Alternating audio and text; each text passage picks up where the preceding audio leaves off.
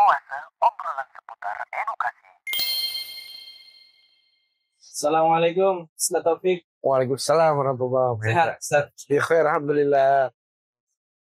Assalamualaikum. Salam.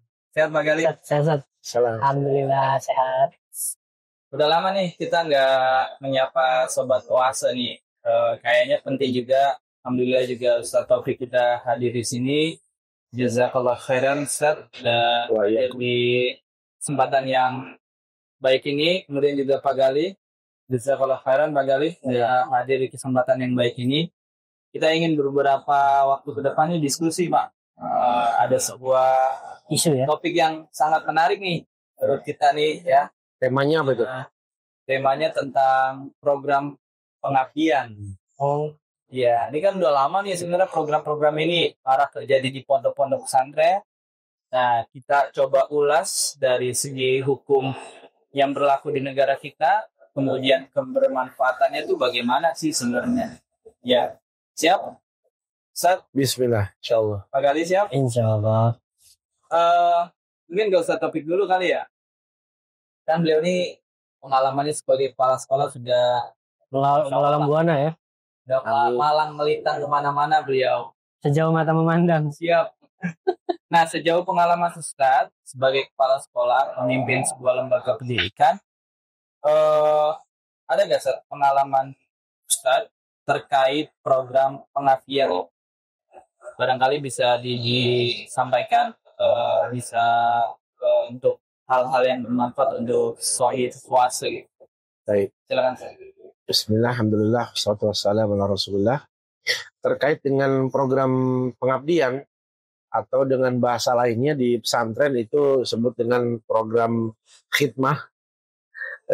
Tentu ini program yang sudah lama sekali berjalan di pondok pesantren dan merupakan hampir semua pesantren yang saya ketahui. Tapi mungkin ada juga pesantren yang tidak mengadakan program tersebut. Itu memang program yang memang ada di pesantren-pesantren. Adapun terkait dengan program pengabdian tersebut, biasanya itu kan dilakukan itu di tahun terakhir belajar di si santri tersebut di tingkat akhir. Berarti kalau tingkat SMA itu di kelas 12 gitu ya. Nah, menariknya adalah pengabdian itu adalah 1 tahun setelah program dia di tahun terakhir itu. Artinya di tahun berikutnya atau kita katakan di tahun ke-13 begitu. Nah, jadi biasanya pesantren itu mengirimkan jadi berbagai macam model program pengabdian tersebut. Ada yang santri-santri di tahun terakhir itu ditugaskan di pesantrennya sendiri untuk membantu mengajar, untuk ditugaskan sebagai guru pada mata pelajaran tertentu dan sebagainya, atau juga dikirim ke beberapa sekolah lain gitu. Jadi ada permintaan dari sekolah lain atau memang sekolah pesantren tersebut mengirimkan santrinya ini ke beberapa sekolah lain dalam rangka tugas masa pengabdian tersebut. Itu yang kami ketahui tentang program pengabdian, umumnya seperti itu. Adapun terkait tentang pengalaman saya pribadi terkait program pengabdian itu ketika saya dulu bertugas sebagai kepala sekolah di beberapa sekolah, saya berinteraksi langsung dengan program tersebut. Artinya yang pernah saya temukan adalah ada santri atau wali murid santri datang ke sekolah bertemu dengan kami, kemudian menyampaikan keinginannya agar anaknya bisa bertugas pengabdian atau khidmah tadi di tempat kami dulu bekerja sebagai kepala sekolah. Maka kemudian mereka membawa surat bahwasanya santri tersebut akan bertugas di sekolah, di sebuah sekolah ya, dalam hal ini yaitu di tempat dulu kami bekerja. Kemudian itu berlangsung selama 1 tahun begitu. Dan ada juga model lainnya adalah sekolah tersebut mengirimkan permohonan ke sebuah pesantren agar mengirimkan tenaga pengabdiannya tadi ke sekolah ini. Begitu. Jadi itu dua model yang kami pernah berinteraksi langsung, dan memang ketika itu dari pihak pengelola sekolah dalam hal ini yayasan menugaskan pengabdian ini untuk menjalani atau bertugas sebagai guru mata pelajaran, ya, sebagai guru halakoh Al-Quran, mengajar, ya, mengajar, ya, dengan jam kerja yang hampir mirip dengan guru lainnya seperti itu. Dan yang tentu di sana ada pengupahan, ada masalah penggajian, ya, yang pernah kami temukan, ya tentu antara guru dengan santri pengabdian ini tentu tidak sama, ya, gajinya, walaupun secara tugas hampir mirip, ya, jam masuknya dan jam pulangnya seperti itu. Jadi secara pengalaman itu yang pernah kami temukan. Jadi mereka dikirimkan oleh pesantrennya ataupun sekolah yang meminta mengirimkan proposal atau memohon agar dikirimkan tenaga pengabdian seperti itu. Itu yang pernah kami temukan ketika kami dulu memimpin di sebuah sekolah tempat kami dulu bekerja. Begitu Pak Indra.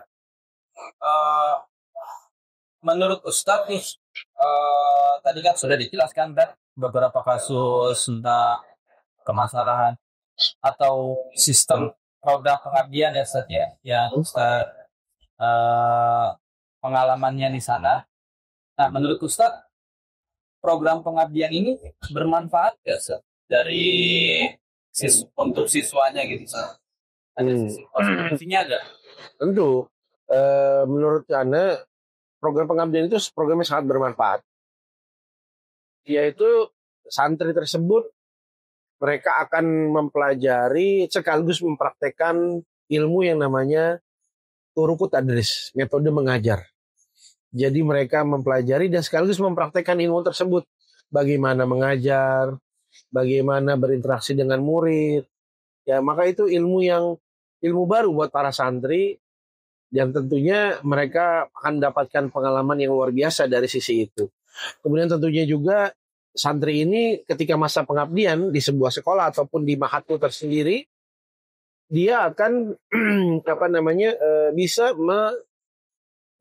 men-share atau bisa mengajarkan ilmu yang telah didapat. Tentu selama masa dia belajar, dia telah mempelajari banyak ilmu dunia, ya, maka ia bisa mengajarkan ilmu tersebut. Maka itu tentunya luar biasa pahala yang akan didapatkan, dan sekaligus ia akan memurojaah.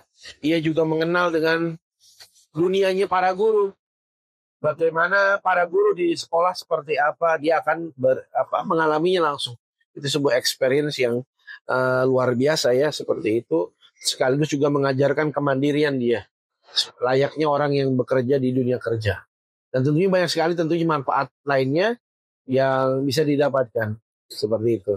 Allah Ta'ala. Insya Allah, ya, ternyata program pengabdian ini sebenarnya banyak sekali manfaatnya. Insya Allah. Selain mengamalkan ilmu yang sudah dia dapat, ilmu tadi, kemudian juga melatih kemandirian si siswa tersebut, ya, si santri tersebut. Cuman yang marak sekali atau ada beberapa pondok pesantren tuh ijazahnya ditahan, Ustaz. Jadi harus menyelesaikan program pengabdian dulu ini selama kita lagi sebutkan ini 1 tahun, baru nih bisa diberikan ijazahnya. Nah, begini saya ingin bertanya nih, pada Pak Galih nih, sebenarnya program pengabdian ini di dalam peraturan undang-undangan secara hukum ini dibolehkan nggak sih? Apabila dibolehkan tuh harus memperhatikan berapa prinsip gitu, atau harus memenuhi berapa prinsip biar program pengabdian ini selaras dengan peraturan perundang-undangan yang ada di Indonesia. Menarik ya kalau kita mau ulas permasalahan pengabdian ini secara mendalam atau mendetail, itu sangat menarik.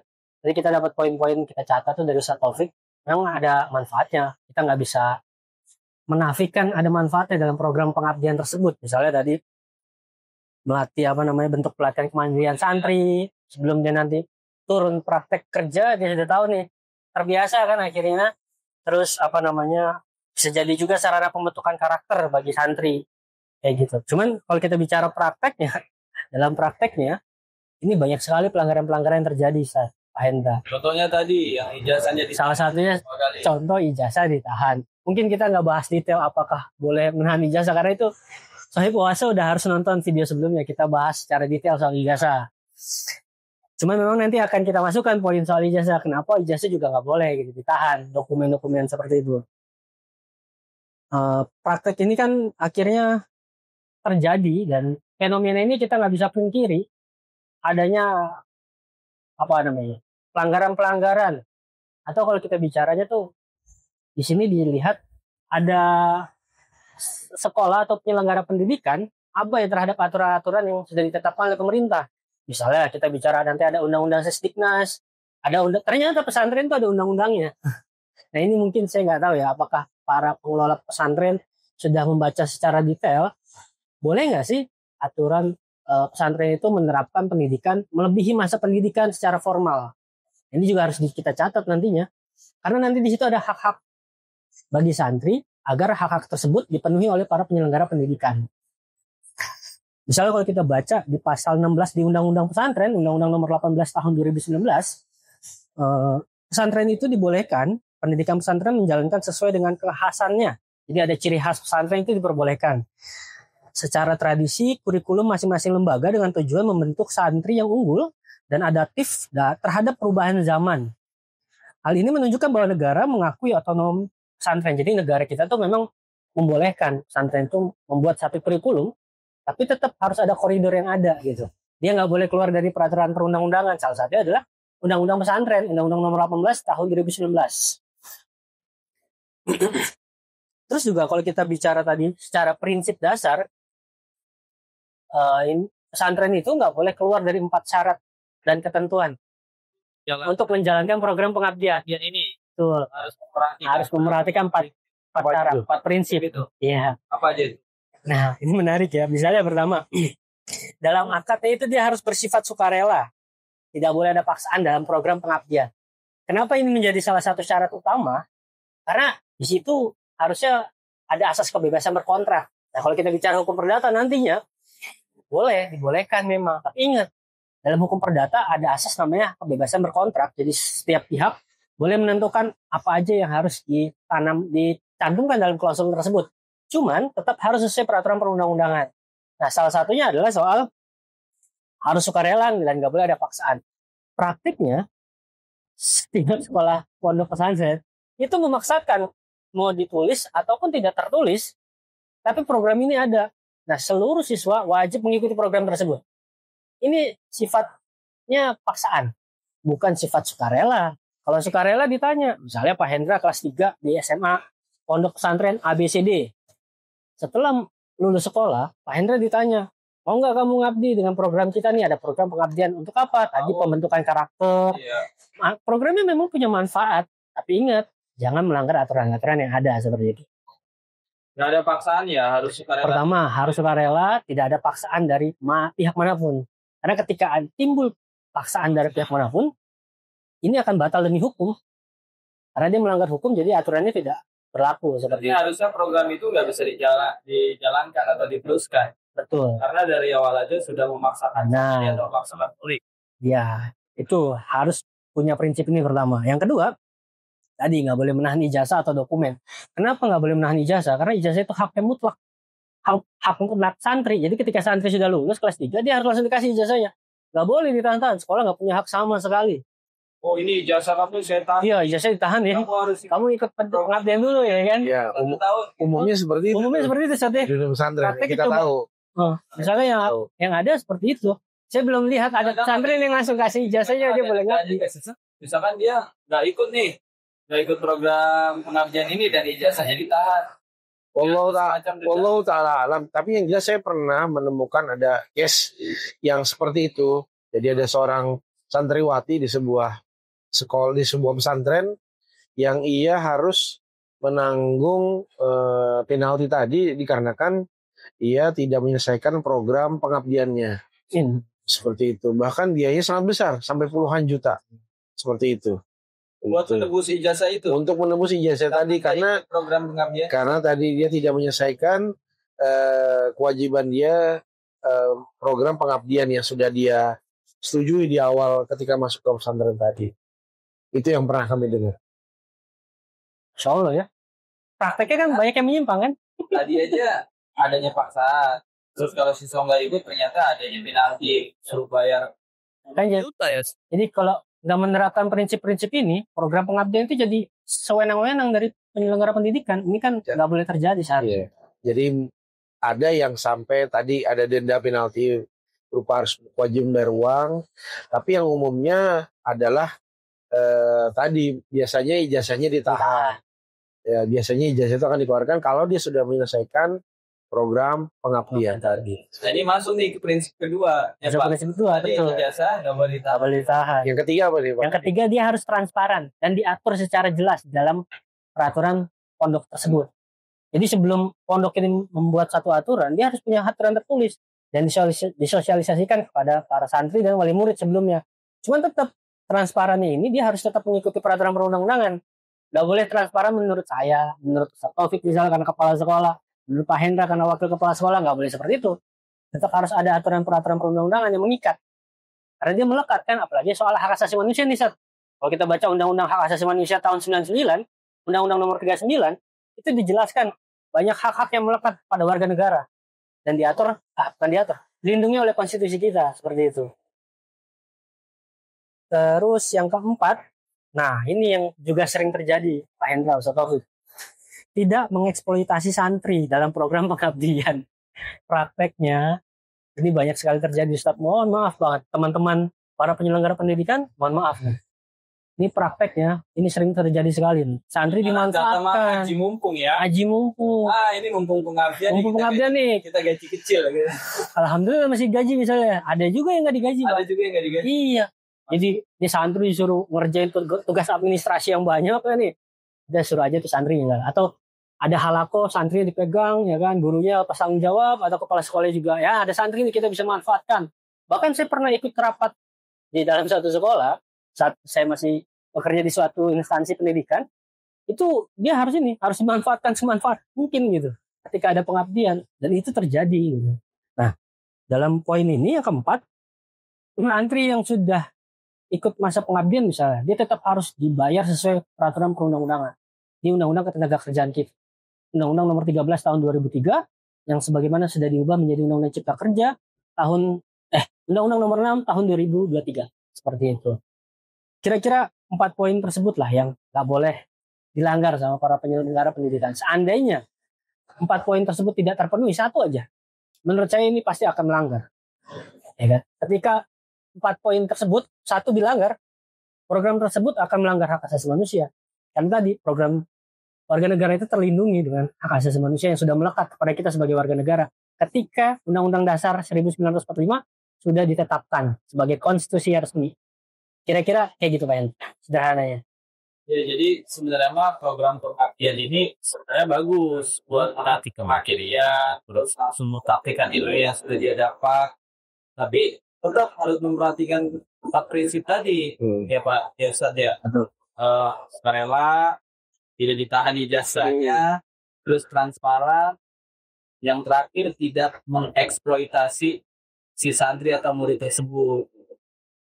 Mungkin kali ya barangkali kesimpulan obrolan kita hari ini. Jadi Ustaz, ada yang mau disampaikan? Boleh Ustaz. Mungkin termasuk daripada kesimpulan pembicaraan kita adalah bagi teman-teman yang menyimak pembicaraan kita agar tidak salah mengartikan dari arah pembicaraan ini, artinya kita sangat aware, kita sangat tahu bahwasanya program pengabdian itu sangat bermanfaat. Kita tahu program itu sangat mendukung kebaikan untuk santri tersebut. Hanya saja ketika pesantren itu adalah lembaga formal, lembaga yang di bawah payung hukum, maka tentunya akan terikat dengan aturan-aturan dan hukum yang berlaku di negeri ini. Sehingga kenapa pembicaraan ini perlu diangkat? Karena bisa jadi di kemudian hari kalau misalnya ada wali murid atau wali santri yang mempermasalahkan masalah anaknya itu ditahan ijazahnya karena sebab harus mengikuti program pengabdian, dan ini akan bisa berakibat kepada pelanggaran hukum yang ada di negara kita. Nah, itu yang tentu kita sangat menghindari hal itu. Kita tidak ingin itu terjadi.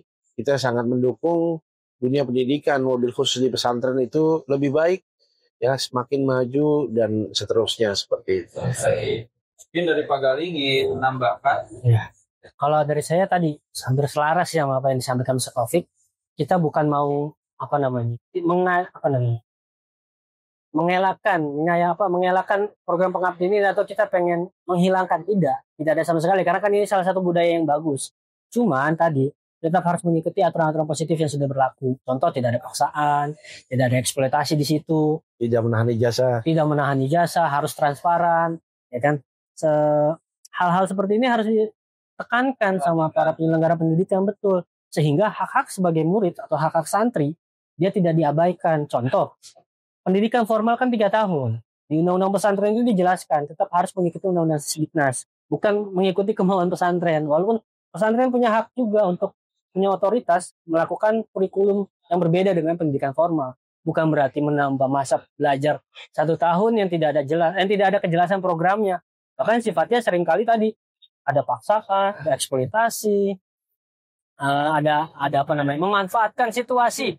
Ya, banyak banget para pihak penyelenggara pendidikan memanfaatkan situasi ini untuk memanfaatkan para santri-santri pengabdian. Untuk apa? Untuk menekan kos.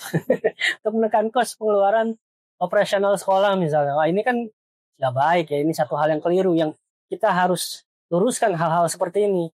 Dan kita ingin memajukan pendidikan Indonesia hingga Indonesia emas di tahun 2045. Amin.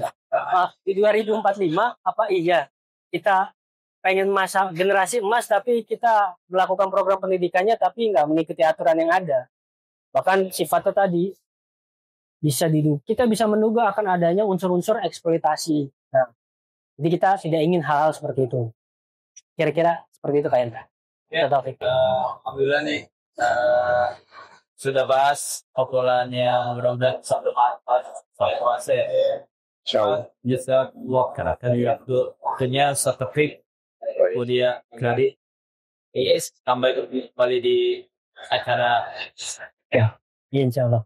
Barakallahu fikum, terima kasih. Barakallahu fikum. Super. Oase obrolan seputar edukasi.